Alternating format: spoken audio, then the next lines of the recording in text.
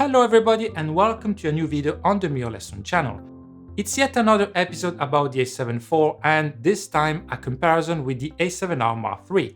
Now there is a big age gap between these two cameras, but the reason I decided to talk about them is that at the time of publishing this video, their prices are quite comparable.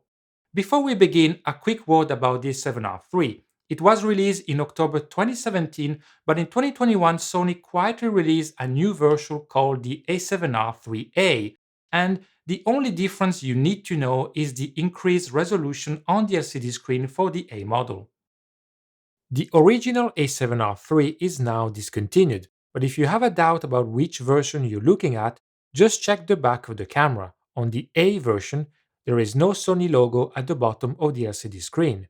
The one I'll show you in this video is the one I bought in 2018, so the original A7R III. Right, with this small note out of the way, let's begin our comparison. Here we have our two cameras, the A7 IV and the A7R III. They are weather sealed, but the A7 IV is a bit bigger in order to accommodate the heat dissipation structure inside, which helps the camera record 4K video for a long time without overheating. The A7 IV has a larger front grip, and some of the buttons as well as some dials have been upgraded to improve the tactile feedback. The texture on the AF joystick is also different. The video recording button is found on top of the A7 IV and on the rear for the A7R III. The video button on the Mark IV model can be customized. And speaking of customization, both cameras have 12 custom buttons that can be configured independently for stills and video. However, the A7 IV gives you extra options. You can also configure the function menu separately for movies and photos, or even change parameters such as aperture or ISO independently for the two modes. On top, the exposure compensation dial on the A7 IV can be customized, and as you can see, there are no markings on it. Sony also made it easier to go from stills to video on the Mark IV model by adding this secondary dial here. This means you can use the main dial to change exposure method in movie mode or even use the memory calls for video. On the A7R III, the exposure mode for video must be selected inside the menu, and the memory recall function only works for still photos. The A7 IV has a better menu system with a more modern layout that is compatible with touch sensitivity. It is much better organized than the old menu found on the R3 model, and it also changes accordingly when going from photo to video mode. The two cameras share the same viewfinder. It's a good EVF with enough clarity and resolution to use in every situation. I also find it decently comfortable when wearing glasses. The A7 IV has a multi-angle mechanism LCD at the rear and can be rotated 180 degrees. On the R3 model, the monitor tilts up and down only. There are two memory card slots on each camera. The A7 IV can work with two UHS-2 SD cards, and slot number 1 can also take the faster and more expensive CF Express Type A card. The CF Express card gives you better buffer capabilities and is also required if you want to record 4K 60p at the maximum quality with the SNQ mode. On the A7R III, you can use two SD cards, but only slot number 1 is UHS-2 compatible. Then we have physical connectors. There is a full-size HDMI port on the A7 IV, as well as a microphone input, headphone output, and two USB ports, Type-C and Micro. The Type-C USB works at 10 gigabit per second.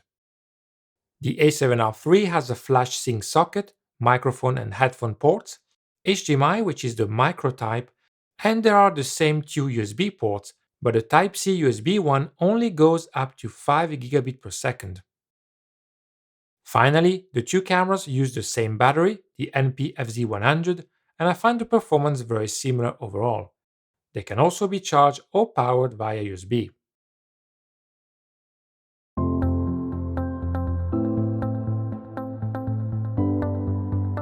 The A7 IV and A7R III feature a full-frame sensor with a BSI design, meaning back illumination design. The A7 IV has 33 megapixels, whereas the A7R Mark III has 42.4 megapixels. The Mark IV model also has a faster image processor. The R3 doesn't have a low pass filter to maximize details rendering. For the A7 IV, I found conflicting information between review websites and answers to customers from Sony itself. It seems that the A7 IV also lacks the low pass filter, but to get a better idea, I did the Moiré test you're watching right now, and as you can see, it is more invasive on the R model, but there are visible patterns on the A7 IV as well. Note that I exaggerated the saturation on purpose to make it more visible. Concerning dynamic range, the A7 IV has a small advantage in the shadows, where there is less color shift following a severe 4-stops recovery. With highlights, the performance of the two cameras is basically the same. The ISO range is slightly wider on the Mark IV model, as you can read on this table. The results are pretty much comparable. Noise is well contained up to 6400 ISO. After that, it becomes more noticeable, but the quality remains acceptable up to 25600.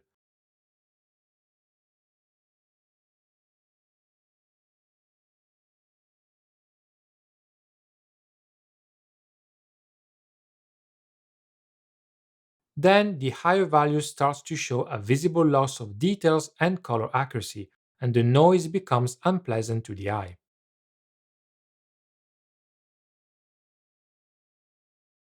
The A7 IV comes with the new picture profiles called Creative Looks that replace the older creative styles found on the A7R III. The overall color palette on the new camera shows an inclination to green rather than magenta, as you can see here, especially if you look at the hill. With skin tones, the A7R III produces a more reddish look with less smooth transitions between the various shades of color. Also, pay attention to my lips, they are less vivid on the A7 IV image.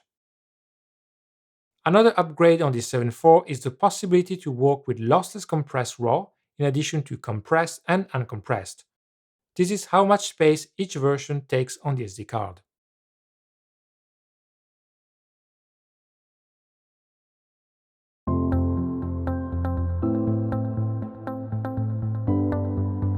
The two cameras feature a hybrid autofocus system with phase and contrast detection, but the A7 IV has more points that cover a larger portion of the sensor.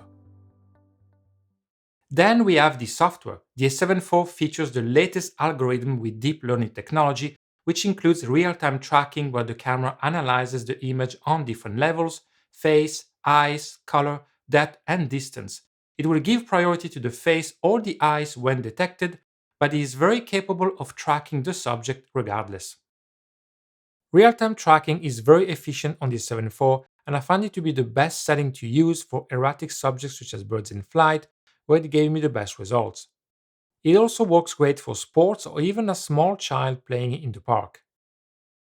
The A7R III doesn't have real-time tracking, so it relies on the older lock-on AF mode. It's not reliable enough to be used with confidence, even with slow-moving subjects.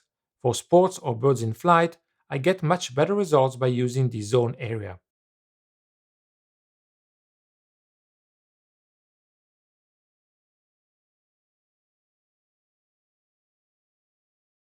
Speaking of birds, here is the score the two cameras gave me with my red kite test. Green only includes 100% sharp results, blue also includes slightly soft images. You can read more about this test on my website, the link is in the description. Another test I made is with face and eye detection for humans to see how good both cameras are in a situation where the subject is moving. The A7 IV gave me a much better keeper rate with less autofocus images and more accuracy on the eyes overall. The A7R struggled more, and the lack of a more advanced tracking mode can be seen at the end of the sequence when the subject turns around while walking, where there are more images out of focus. Portrait photographers will also appreciate the possibility of giving priority to the left or right eye when taking photos of a person with the A7 IV, an option you can also assign to a custom button. The Mark IV model can detect a variety of subjects. IIIa works for humans, animals, and birds, whether you are in stills or video mode. The bird option in particular is very helpful with small subjects perched on a tree. You don't need to move a small autofocus point and trying to keep it on the head of the bird like you have to do on the R model. You have much more composition freedom because the eye is tracked automatically on the entire frame. it works really well even when the bird is partially covered by a branch. On the A7R III, IAF is available for humans and animals, excluding birds, however, and only when taking photos. The performance is reliable and precise enough, but the level of speed and accuracy is not on the same league. In low light, the A7 IV has more sensitivity, one-stop advantage to be precise. In my final test, admittedly an extreme low light situation, the A7 IV managed to follow the subject at the beginning, then lost it completely before focusing again at the end, where the light improves. The reason there are not a lot of pictures is because I set both cameras to focus priority, so they didn't take any photos when they couldn't follow the subject. With the same parameters, the A7R III only took 4 images, one at the beginning just when the subject was about to start moving, and 3 at the end after she stopped. The camera could not follow the movement at all. Another thing to highlight concerning the autofocus and more specifically face detection is the maximum aperture when choosing medium or high drive speeds. The A7 IV can work up to f22, whereas the A7R III can go past f8, where at that point focus is locked on the first frame. So if you plan to use a lens like the 200-600mm and the teleconverters, the A7 IV gives you a clear advantage. In video mode, the autofocus is faster on the Mark IV model overall, as you can see with these two examples.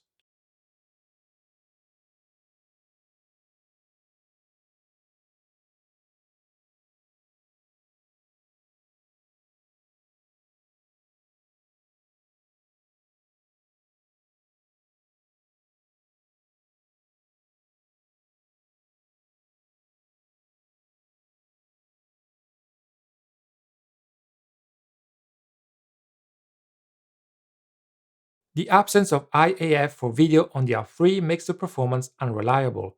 Face detection alone often fails to keep the eye sharp and chooses the tip of your nose instead.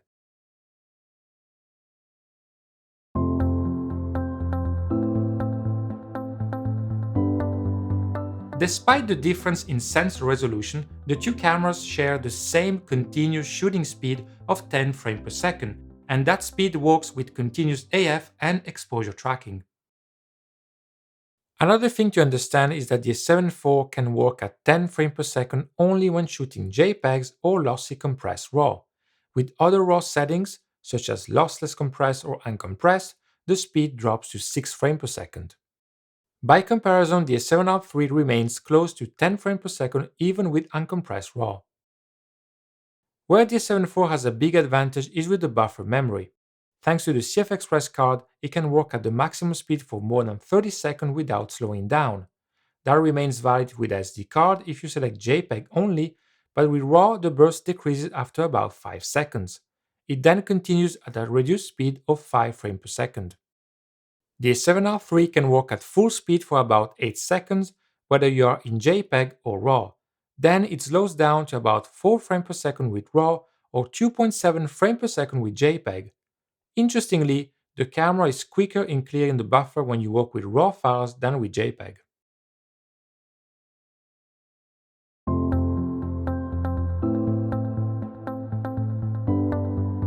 The A7 IV and A7R III have in-body image stabilization, also known as 5-axis stabilization, with a rating of 5.5 stops of compensation. The performance for still photos is very similar overall. Good images taken handheld around 1/4 of a second are possible, but the two cameras are more reliable with speed of 1/10 of a second or faster, where the keeper rate increases to a decent 50 or 60%. Unique to the A7R III is the possibility to use the stabilization technology for another purpose: increased color resolution.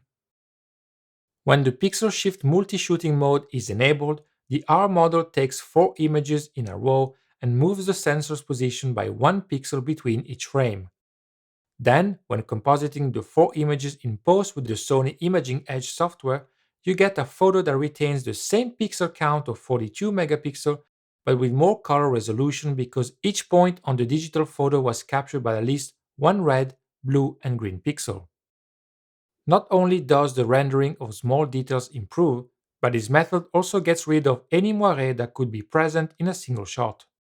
Keep in mind that this mode must be used with the camera fixed on a tripod, and you will get unwanted artifacts if there are moving elements inside the frame.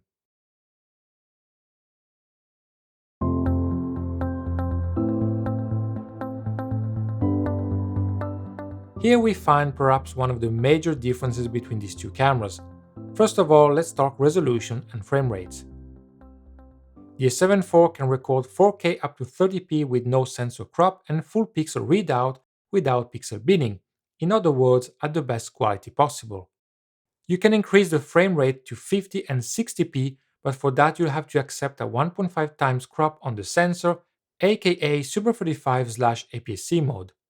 Full pixel readout with no binning still applies. The A7R III can record 4K up to 30p only. You have the choice of working in full frame mode or with the APS-C crop. In full frame mode, the camera does line skipping, so detail rendering won't be perfect and you can encounter some aliasing. For the best quality, you need to use the crop mode. The A7 IV can record internally with more color information, that is 10-bit 422, as well as select higher bitrate and better compression. Here is a recap of all the most important things to know about.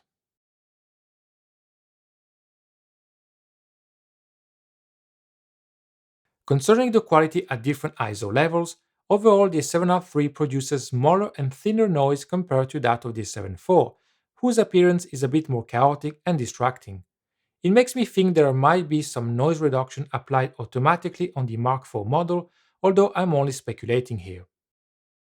At high values such as 12800 or 25600 ISO, the A7 IV preserves colors better, whereas the R model loses vibrance and saturation. These comments are valid for the full frame and Super 45/APS-C modes.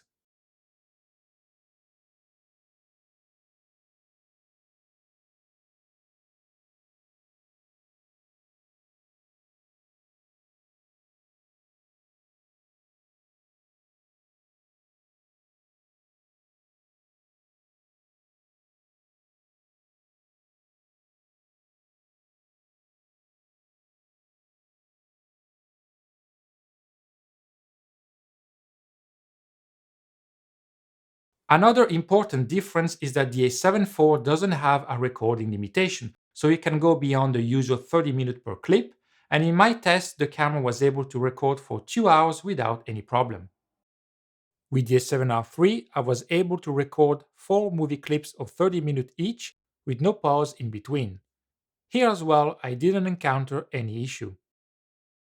The Creative Looks, the new set of profiles available on the A7 IV, can give you more dynamic range than the old Creative Stars, depending on the setting used. With the R3, you have to be more careful in protecting the highlights. Of course, to take full advantage of the quality each camera has to offer, you need to switch to the picture profiles and gamma curves such as Cine, HLG, or S-Log. Dynamic range is very similar when using HLG, whereas the A7 IV protects more highlights when recording with the S-Log profiles.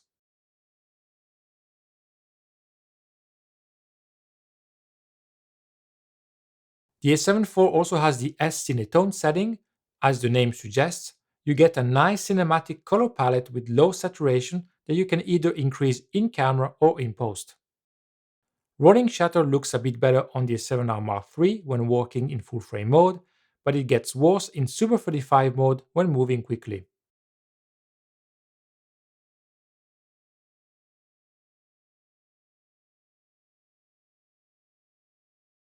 Finally, concerning image stabilization, the performance is similar once again, but the A7 IV has a few extra options. You can use the active steady shot mode to improve the performance when walking, for example, but the best solution, in my opinion, is to leave the stabilization off and use the Sony Catalyst software on your computer. The app can read the data from the gyro sensor and produces more stable results when moving handheld.